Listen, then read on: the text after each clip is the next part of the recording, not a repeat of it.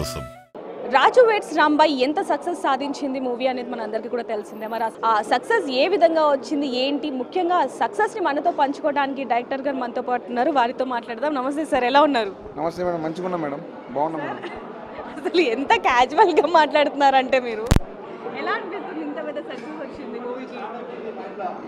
నాకే అంటే shock madam. నేను కూడా అంటే ఇన్ని రోజులు కష్టం పడ్డంగా అంటే ఇది అవునా వచ్చిందా అనిపిస్తుంది తప్ప అమ్మ తోడరా వచ్చిందని అనిపించేది లేదు. ఓకే పోతుంది అంతే. మీ ఫేస్ లో కూడా, మీ కళ్ళలో మాకు ఇంకా క్వశ్చన్ మార్క్ కనిపిస్తుంది. అంటే ఎందుకలా అంతే మేడం, బై డిఫాల్ట్ నా కళ్ళు అంతే మేడం. సో 2 సంవత్సరాలు పట్టింది సక్సెస్ రావడానికి. అంటే మూవీ గురించి స్టోరీ ఎలా సెలెక్ట్ చేసుకున్నారు? అంటే ముందే అనుకున్నారా ఇది ఖచ్చితంగా బ్లాక్ బస్టర్ అవుతుందని?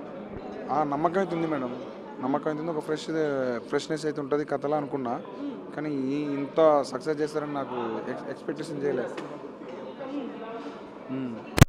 స్టోరీ అంటే థియేటర్స్కి వచ్చిన తర్వాత ఈ మూవీలో సాంగ్స్ కావచ్చు, స్టోరీ ముఖ్యంగా ఆడియన్స్ అందరినీ కూడా కట్టి పడేసింది. సో ఏమనిపించింది ఆడియన్స్ దగ్గర? ఫస్ట్ అనుకున్నదే థియేటర్ సినిమా మేడం, థియేటర్కే చేద్దాం అనుకున్నా, థియేటర్ సినిమా చేసిన. సో నాకు తెలిసి ముందే అవి పేలుతాయి, ఆ నాస్టాలజీ, ఆ ఫీలింగ్స్ అంతా పేలుతాయని గట్టి నమ్మకం ఉండే.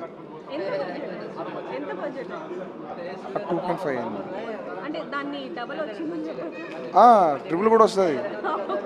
ఇప్పుడు వరకు ఉన్న రెస్పాన్స్కి ఎలా అనిపిస్తుంది మీకు? అంటే మీరు థియేటర్స్కి వెళ్ళి కూడా అభిమానులు ఎలా ఎంజాయ్ చేస్తున్నారో చూసారు కదా, సో ఎలా అనిపిస్తుంది? అదే మేడం, అంటే నేను అదే చెప్పలేకపోతే నేను ఇన్ని రోజులు అలా కూర్చున్నా, ఇటు నుంచి చూస్తే అమ్మ నా సినిమానారా అంటే అంత వైబ్ ఉంది అనిపించింది, మజా వచ్చింది మేడం. దాని మించి ఇంకేం మాట చెప్పలేను. ఆనందం, దుఃఖం, బాధ అన్ని అరే దీనికోసమే కదా నేను చేసింది అనిపించింది. నెక్స్ట్ మూవీ ఉన్నది మేడం, సార్ వాళ్ళతోటే ఉన్నది, మన బన్నివాస్ సార్, వంశీనందపాటి సార్ తోటే ఉన్నది. అసలు నిజంగా ఎంత నార్మల్గా కామనర్గా ఉన్నారు అంటే మేము షాక్ అవుతున్నాం అసలు, తెలుసా? ఇదే నాది ఇంతే మేడం, నా స్టైల్ ఇంతే, మంది అంతే. సో ఫైనల్గా మూవీ గురించి ఏం చెప్తారు? చూడని వాళ్ళు చూడండి, చూసిన వాళ్ళు మళ్ళీ చూడండి, సినిమా ఎంజాయ్ చేయండి. So thank you so much, ఇట్లాంటి సక్సెస్ ఇచ్చినందుకు ఆడియన్స్కి థ్యాంక్ యూ సో మచ్. ఈ మూవీ ఎంత సక్సెస్ అయిందో ఆ మూవీలో ఉన్న సాంగ్స్ అంతకంటే డబల్ సక్సెస్ అయిందని చెప్పొచ్చు. లవర్స్ అందరూ కూడా ఆ సాంగ్ విని ఏడ్ చేస్తున్నారు. ఆ విజువల్స్ కూడా మనం చూసాం, సీన్స్ కూడా. సో అసలు ఆ రైటింగ్ అసలు ఏం పెట్టి రాశారు సార్? అసలు డైరెక్టర్ సాయిలు కంపటి గారు నా బ్రెయిన్కి ఎక్కించిన దాన్ని నేను పేపర్ ఎక్కించిన, అమ్మ ట్యూన్కి ఎక్కించిన, అంతే. నేను చేసింది ఏమీ లేదు. ఆ పాత్ర తాలూకు తీవ్రతని రాసిన. ఆయన సాయిల్ కంపటి ఏదైతే రాజు చేత చెప్పించాలనుకుంటున్నాడో సొసైటీకి, ఏదైతే చెప్పించాలనుకున్నాడో అమ్మాయికి, అది నా చేత పాట ద్వారా చెప్పించింది, అంతే. అమ్మ పాట ఎంత సక్సెస్ అయిందో మనకు తెలుసు. ఆ తర్వాత అనేక పాటలు రాశారు, కానీ ఇంత క్రేజ్ ఉన్న సాంగ్ ఎందుకంటే లవర్స్ అందరు ఇందాక చెప్పినట్టు ఏం పెట్టి రాశాడు రా, ప్రాణం పెట్టాడా అనేటట్టు వస్తుంది. ఇంత హైప్ వస్తుంది అనుకున్నారా సాంగ్కి?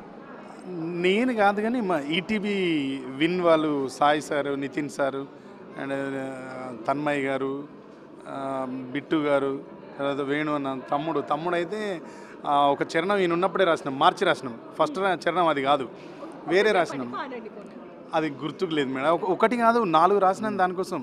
దానికంటే ముందు ఇంకా వేరే పాట రాసిన, ఆ పాట రికార్డ్ చేసి, ఆ పాటని కొరియోగ్రాఫ్ చేసి లొకేషన్కి తీసుకెళ్ళి అక్కడ షూటింగ్ కన్నా ఏర్పాట్లు చేసి, తీరా టైంకి పాటని క్యాన్సిల్ చేసిన బోసు చేసి మళ్ళీ సురేష్కి చెప్తే, సురేష్ అన్న ఇది వద్దన్న, ఈ పాట ప్లేస్లో ఇంకేదన్నా ఇంకా కలోకియల్గా ఉండాలి, నాకు జనరంజకంగా ఉండాలి చేయండి అంటే ఆ ట్యూన్ చేసి పంపిస్తే మళ్ళీ సెకండ్ వెర్షన్ రాస్తాను.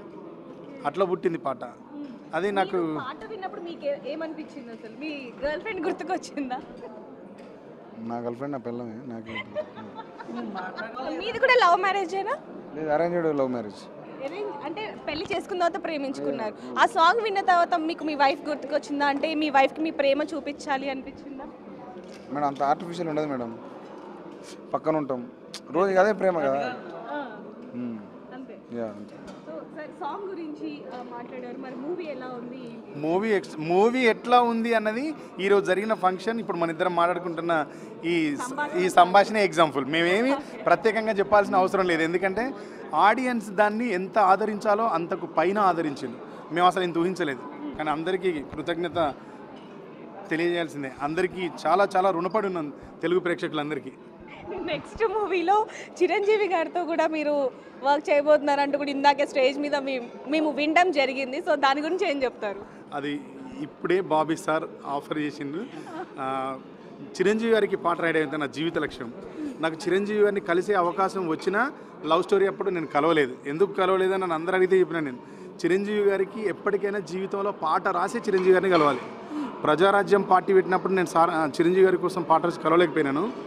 తర్వాత love story cinema pre release ఈవెంట్లో చిరంజీవి గారి గెస్ట్, కానీ నేను కావాలని కలవలేదు. ఎందుకు కలవలేని నా రీజన్ నా జీవిత లక్ష్యం సినిమా అంటే చిరంజీవి గారు అంటే సినిమా. ఆయనకు పాట రాసే అవకాశం నాకు ఇచ్చినందుకు బాబీ సార్కు చాలా చాలా కృతజ్ఞతలు. మీరేం చెప్తారు? మేడం నాకు ఇంకా నేను షాక్ ఫ్యాక్టరీలో ఉన్నా, నాకు ఆ యాక్టింగ్ రాదు, ఏం రాదు. తర్వాత చేయిస్తాడు కానీ సార్ తర్వాత ఇబ్బంది పడతాడు.